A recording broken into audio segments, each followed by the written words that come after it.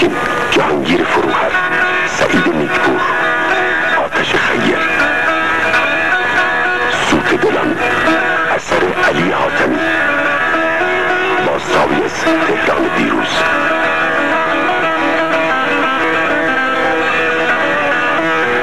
در جشنواره جهانی فیلم تهران به سوت دلم دیپلم افتخار با امتیاز مخصوص داده شد به خاطر غنای تصاویری که با شور خاصی گذشته نزدیک و در این حال دور از دسترس را در ذهن تماشاگر بیدار می‌کند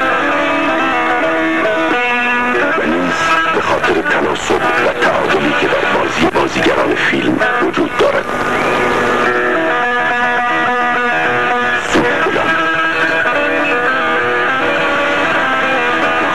زرگر ستاره های آسمون چندینه، پس پادشاه برگ درختون چندینه، ستاره های آسمون هم همچینه. شوهر داری؟ نه. شوهر میکنی؟ آره. زن هنوزی؟ نه.